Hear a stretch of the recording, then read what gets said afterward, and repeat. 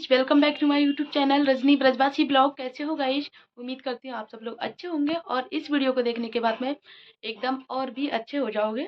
तो मैं आपको बता दूँ, सुबह से मुझे भी नहीं पता था कि प्रेमानंद महाराज जी आ रहे हैं आज परिक्रमा करने के लिए, क्योंकि 3-4 दिन पहले भी आए थे तो दर्शन नहीं हुए थे, क्योंकि सिर्फ उनके जो सेवक थे साथ में चलते हैं वही तो थे और राधा रानी थी उनकी। लेकिन प्रेमानंद महाराज जी मेन जो दर्शन है, दानघाटी, मुखारबिंद, चकलेश्वर, इनके दर्शन करके वो चले गए थे। थोड़ी सी परिक्रमा लगाई थी और जैसा कि आपको पता है उनकी तबीयत ठीक नहीं रहती है, किडनी की परेशानी है उनको। तो लेकिन आज अभी अनाउंसमेंट हुआ, मतलब बाहर बहुत ज़्यादा शोर हो रहा है घर के बाहर हमारे, कि प्रेमानंद महाराज जी आ रहे हैं और बहुत भीड़ भी आना आना स्टार्ट हो गई है। तो मैंने सोचा ब्लॉग की स्टार्टिंग इसी से करती हूँ। अभी मैंने ब्लॉग की स्टार्टिंग भी नहीं की, बहुत ज़्यादा शोर हो रहा है और प्रेमानंद महाराज जी बोल रहे हैं कि वो परिक्रमा लगा रहे हैं। तो चलो गाइस, दर्शन करते हैं और आप भी दर्शन करना।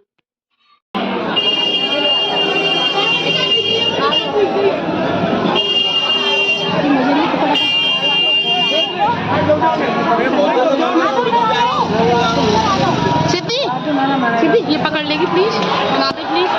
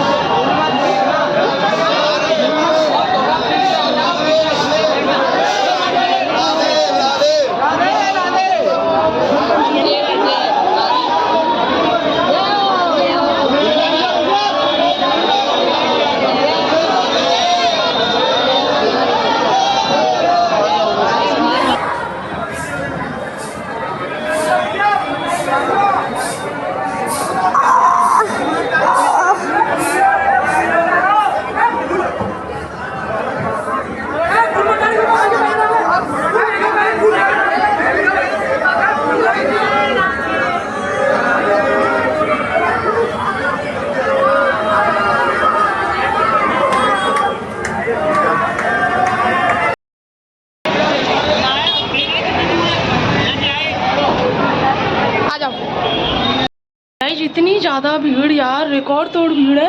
वो तो मैंने ना, मतलब सच बताऊँ ना ऑनेस्टली, मतलब दिल पे ऐसी धक धक सी हो रही थी। मतलब जब पता नहीं, अलग ही क्रेज है, अलग ही वो है उनके दर्शन का। मतलब सुना था, देखा था फोटोज में, वीडियोज में, लेकिन आज सामने से दर्शन करे और इतने पास से किए, सिर्फ मतलब बहुत पास से दर्शन किए आज। मतलब जितना वो किया जाए ना उतना ही कम है यार। इतनी भीड़ देखो, ऐसे ही भीड़ का क्रेज नहीं हो जाता। कितने बड़े बड़े लोग, साधु संत दर्शन करने के लिए आते हैं और हमारा देखो कितना अच्छा भाग्य है कि हमें मतलब घर पे ही दर्शन हो गए। गिरिराज जी की परिक्रमा लगा रहे हैं। उस दिन भी आए थे, उस दिन दर्शन नहीं हुए क्योंकि उस दिन उनकी शायद तबीयत खराब हो गई, क्या हो गया, तो उस दिन तो वो चकलेश्वर से लौट गए। लेकिन आज तो हमारे घर के सामने से निकले थे तो मैं नीचे ही चली गई थी उतर के। इनका फ़ोन आया था कि नीचे ही आ जा, नीचे से अच्छे से दर्शन हो जाएंगे। बहुत अच्छे से दर्शन हुए थे। बाकी मतलब पैर वैर छूने का वो नहीं था, क्योंकि वो पुलिस वगैरह चल रहे थे साथ में, पुलिस वाले, और बैरिकेडिंग मतलब रस्सी की वो लगा रखी थी कि कोई टच ना कर जाए, इस वजह से। क्योंकि भीड़ बहुत ज़्यादा वो हो गई थी भीड़। हाँ, मैं दोनों पता गेट भी खोल के छोड़ के चले गए, उनकी निकल नहीं जाए जब तक मैं उतरूँगी जब तक। तो गेट भी मैंने अभी लगाए हैं बालकनी के। यहाँ पे कपड़े सुखा रही थी, आधे सुखाए, आधे तो छोड़ के ही चली गई कि काम तो होता रहेगा बाद में।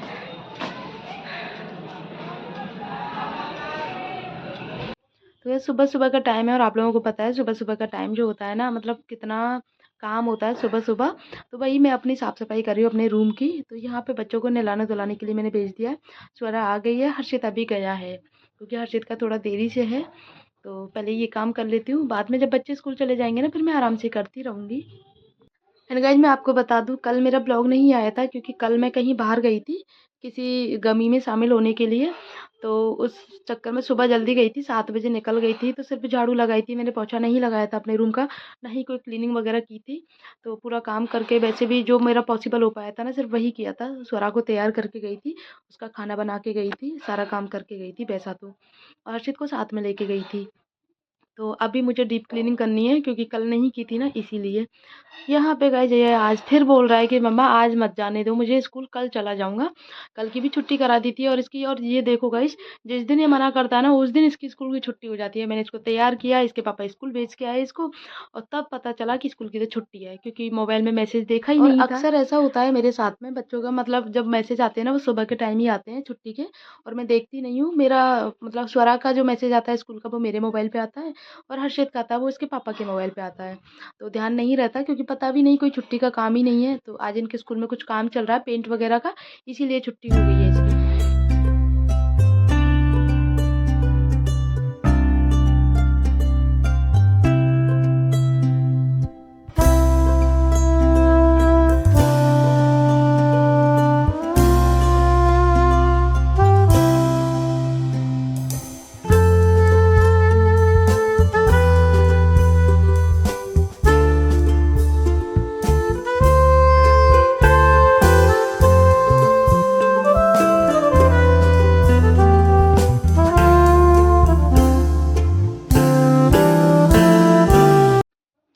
गाइस जब प्रेमानंद महाराज जी आए थे ना, उस टाइम पे मैं कपड़े सुखा रही थी। तो मैं वैसे तो ऊपर से ही देखती हूँ कुछ भी निकलता है जो भी, लेकिन उन्होंने आवाज़ लगाई थी नीचे, मतलब दुकान पे आ जाना नीचे।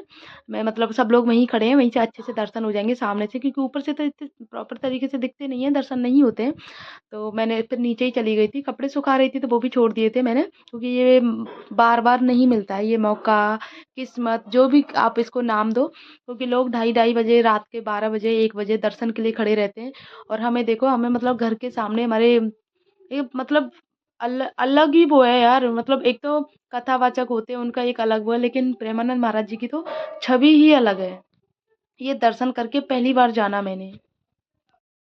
और गाइस सच बताऊं ना, मैं ऑनेस्टली बता रही हूँ, मैं झूठ नहीं बोल रही। वहां से मतलब दर्शन करके आने के कम से कम आधा घंटे तक तो मेरी मतलब धड़कन बहुत तेज हो गई थी। मतलब अजीब सा हो गया था, जैसे रोंगटे खड़े हो जाते हैं ना, बिल्कुल। मतलब मैं इनसे भी बोल रही थी, ऐसा लग रहा है कुछ अजीब सा फील हो रहा है, घबराहट सी कुछ, ऐसा ऐसा बोल रहे थे। थोड़ी देर बैठ जा, होता है ना एकदम से जल्दी जल्दी में, उस चक्कर में फिर वो तो बहुत देर तक बैठी रही थी। बाकी उनकी छवि अलग ही थी गाइस। मतलब सिर्फ चंद सेकंड के दर्शन थे, 3-4 सेकंड के दर्शन थे, लेकिन बहुत अच्छे से दर्शन हुए थे, बहुत पास से। तो वो बहुत वो है हमारे लिए, जो वो समय है ना, वो बहुत ही ज्यादा अलौकिक था। अलौकिक ये शब्द एकदम परफेक्ट लगता है इस पे। बहुत अच्छा मोमेंट था वो। सब लोगों ने दर्शन किए, जो अपने अपने कामों पे नहीं जा पाए ना, वो उन्होंने दर्शन कर लिए। बाकी ये तो ना पतिदेव उस हर्षित को छोड़ने स्कूल जा ही रहे थे, इतने में पता चल गया, रास्ते से लौट के आ गए, तो इन्होंने दर्शन कर लिए। बाकी ये तो रह ही जाते। और अभी कुछ टाइम पहले भी आए थे, सब लोग दर्शन करके आए थे चक्रेश्वर, लेकिन पतिदेव भी रह गए थे, क्योंकि वो उस वाली शॉप पे रहते हैं, तो फिर वहां से आ नहीं सकते ना, इसीलिए।